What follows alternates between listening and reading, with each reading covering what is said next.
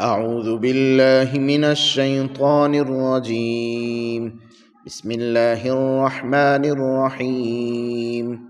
وما محمد إلا رسول قد خلت من قبله الرسل أفإن مات أو قتل انقلبتم على أعقابكم ومن ينقلب على عقبيه فلن يضر الله شيئا وسيجزي الله الشاكرين.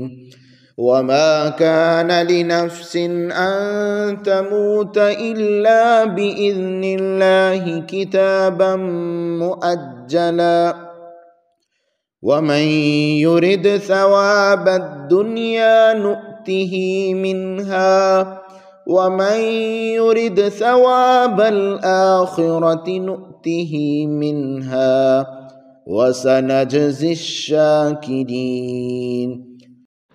اعوذ باللہ من الشیطان الرجیم. بسم اللہ الرحمن الرحیم. وما محمد الا رسول قد خلت من قبله الرسل آمنت باللہ صدق اللہ العظیم. رب اشرح لي صدری ویسر لی امری واحلل عقدۃ من لسانی یفقہوا قولی. والصلاۃ والسلام علیک یا رسول اللہ وعلی آلک واصحابک یا حبیب اللہ. آج کا ہمارا درس قرآن مجید سورہ آل عمران کی آیہ نمبر 144 اور آیہ نمبر 145 پر مشتمل ہے. ان آیات طیبات میں جو ہدایت و حکمت کی باتیں موجود ہیں ان کا پس منظر یہ ہے کہ جب جنگ احد کے دوران خالد بن ولید نے اس درے کو خالی پا کر پیچھے سے مسلمانوں پہ حملہ کیا تو اس ناگہانی حملے سے خوف و خراش کی جو لہر دوڑی تھی اس میں حضور رحمت عالم صلی اللہ علیہ وسلم بھی اور ایک یکدم پریشانی کی جو کیفیت بنی تھی اس میں آقا علیہ الصلوۃ والسلام بھی زخمی ہوئے اور یہ بھی افواہ اڑ گئی کہ حضور رحمت عالم صلی اللہ علیہ وسلم کو شہید کر دیا گیا ہے. اب مسلمانوں کے لیے اس وقت سب سے پریشان کن خبر یہی ہو سکتی تھی. مسلمانوں کے اوصال خطا ہوئے، پریشان ہوئے، کوئی دکھائی اور سجائی نہیں دے رہا تھا.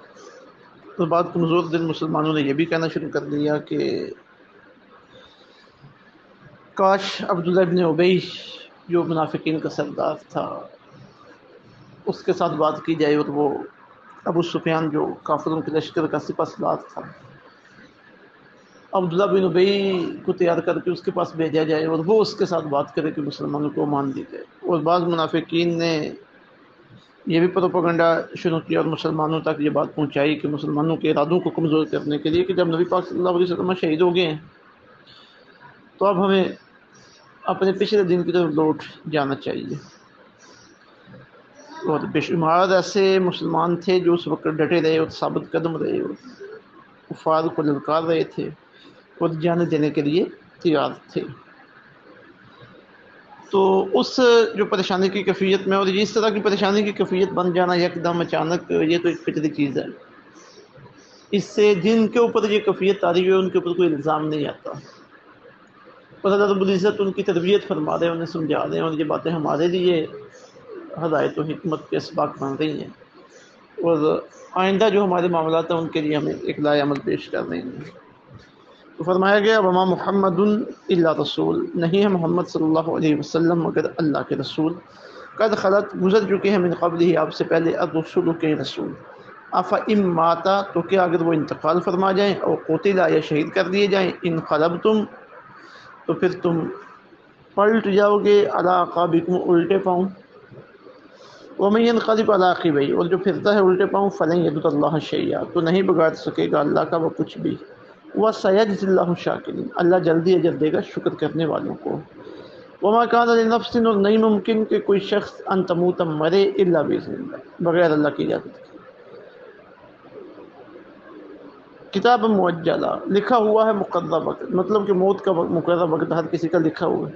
وَمَن يُرِدْ ثواب الدنیا اور جو شخص دنیا کا فائدہ چاہتا ہے نُؤْتِهِ مِنْہا ہم دیتے ہیں اس کو اس سے.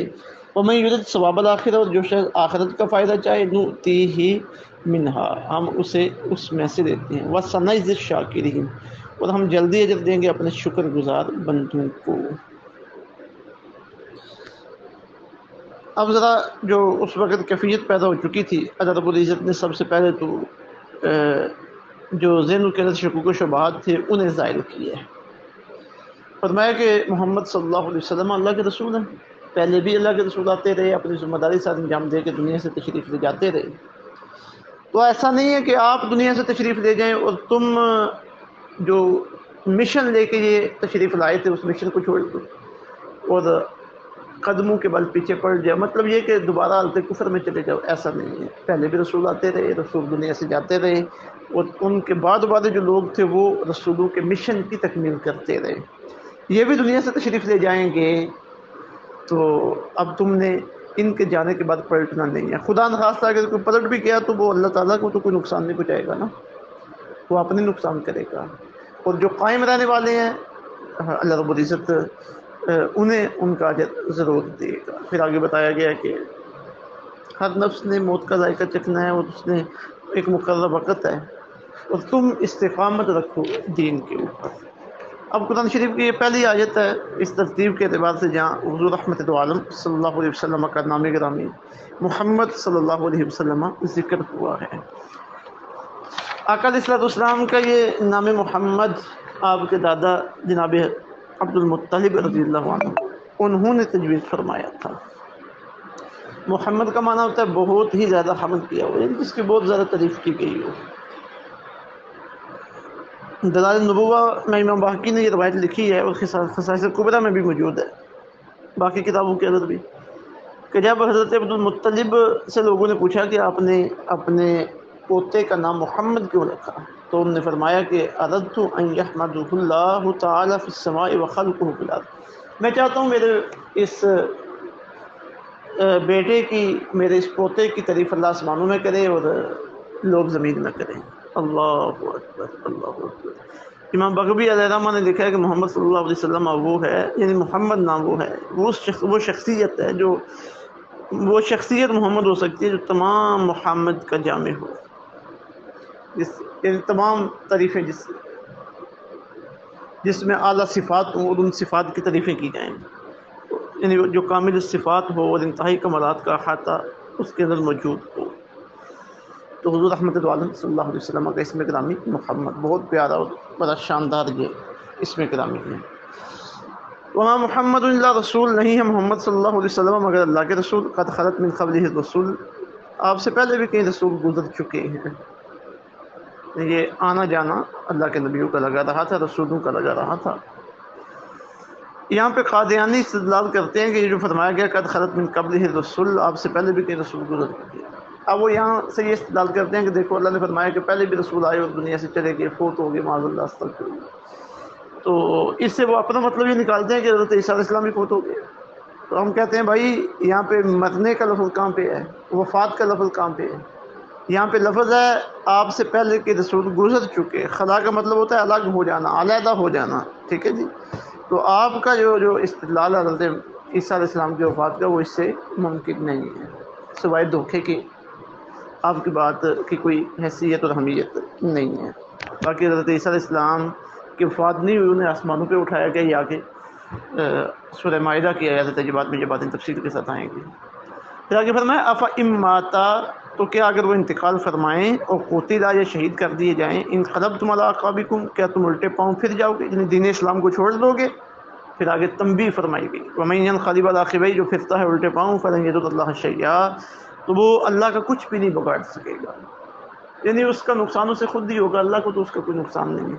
وَسَيَجْزِي اللَّهُ الشَّاكِرِينَ، اللہ جلدی اجر دے گا شکر کرنے والوں کو، جو شکر کرنے والے ہیں اللہ رب العزت کی بارگاہ سے انہیں اجر ملے گا، یعنی مطلب کہ جو حق کے اوپر قائم ہے، ہدایت کے اوپر قائم ہے، حضور رحمت عالم صلی اللہ علیہ وسلم کے ساتھی بنے ہوئے ہیں، اور اگر کوئی مشکل وقت بھی آ جائے پھر بھی وہ ڈٹے ہوئے ہیں۔ وَمَا كَانَ لِنَفْسٍ، ممکن نہیں ہے کہ کوئی شخص ان تموت مرے الا باذن اللہ، بغیر اللہ کی اجازت کے، کتاب مؤجلہ، اور لکھا ہوا ہے موت کا وقت، یعنی ہر ایک کے لیے موت کا مقررہ وقت لکھا ہوا ہے، اور اسی کے اوپر ہر بندے نے جانا ہے۔ وَمَن يُرِدْ ثواب الدنیا، اور جو دنیا کا فائدہ چاہے نؤتیہ منہا، ہم دیتے ہیں اس کو اس سے، یہ جو دنیا کا فائدہ چاہتا ہے اور اس کی تگو اس لیے ہوتی ہے کہ مجھے دنیا ہی ملے، تو ٹھیک ہے، دنیا اسے مل جائے گی اور ملتی رہے گی اور مل کے ہی رہے گی۔ ومن یرید ثواب الآخرہ، اور جو شخص چاہتا ہے آخرت کا فائدہ، نوتیہ منہا، تو ہم اسے اس میں سے دیتے ہیں۔ تو بندہ مومن کی جو تربیت ہے وہ یہ ہے کہ وہ دنیا اور آخرت دونوں کے لیے کام کرے۔ جتنا عرصہ اس نے دنیا میں رہنا ہے، دنیا کے فوائد کو زیادہ اس نے حاصل کرنے، اسی سے معاملہ بننا ہے، لیکن صرف دنیا ہی اس کا مدعا نہیں ہونا چاہیے، آخرت کو دنیا پر بھی ترجیح دینی ہے۔ اور میں جو آخرت کا فائدہ چاہتا ہے ہم اسے لیتے ہیں۔ وصنع الشاکرین، جلدی اجر دیں گے ہم اپنے شکر گزار بندوں کو۔ اب یہ دیکھیں نا، دونوں آیات کا اینڈ یہاں پہ کیا گیا ہوا، ایک وسیجزی اللہ الشاکرین، جلدی اجر دے گا اللہ شکر کرنے والوں کو، وصنع الشاکرین، ہم جلدی اجر دیں گے اپنے شکر گزار بندوں کو۔ تو یہ اللہ رب العزت کی طرف سے اپنا پیغام ہے کہ حضور رحمت عالم صلی اللہ علیہ وسلم کے ظاہری دنیا سے تشریف لے جانے کے بعد بھی آپ کے مشن کے اوپر ہم نے قدماند رہنا ہے۔ آپ کے ساتھ ہمارا وہی تعلق عقیدت کا، پیار کا، محبت کا، اطاعت کا، اس کے اندر کوئی کمی نہیں آنی چاہیے۔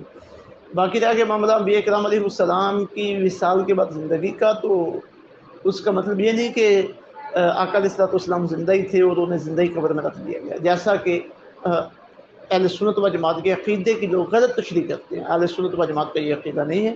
اہل سنت و جماعت کا یہ عقیدہ ہے کہ آپ کے اوپر موت طاری ہوئی، ٹھیک ہے جی، آپ کو قبر اطہر میں رکھا گیا اور آپ نے موت کا ذائقہ چکھا، اور پھر اسی لمحے آپ کو اللہ رب العزت نے برزخ کی زندگی عطا فرما دی، ٹھیک ہے جی۔ اب وہ جو برزخ کی زندگی ہے، پھر کچھ کہتے ہیں جی دیکھیں وہ قبر میں دم گھٹتا ہوگا، یہ کیسے ہوگا، یہ کیسے ہوگا، نہیں، یہ جہلانہ واقعی ہیں۔ برزخ کی زندگی ہے، وہ ہماری نظروں سے اوجھل ہے۔ جو قرآن کی نصوص ہیں اور جو احادیث طیبات کی نصوص ہیں، ہمارا ان کے اوپر یقین ہے، وہ ہماری سمجھ میں آئیں یا نہ آئیں، ٹھیک ہے جی، ہمارا ان کے اوپر یقین ہے۔ اللہ تعالیٰ نے زندگی عطا فرمائی، احادیث واضح ہیں، پہلے بھی گزر چکا، آگے بھی آئے گا، یہ باتیں آئیں گی۔ اللہ رب العزت سمجھ کے عمل کی توفیق عطا فرمائے، ہمیں حضور رحمت عالم صلی اللہ علیہ وسلم کے ساتھ مشن کے ساتھ ہمیشہ جوڑے رکھے، اور ہم آپ کی مشن کی، دین کی خدمت ہمیشہ کرتے رہیں۔ اللہ تعالیٰ یہ کام ہماری طرف سے اپنی بات میں قبول فرمائے۔ وما علینا الا البلاغ المبین۔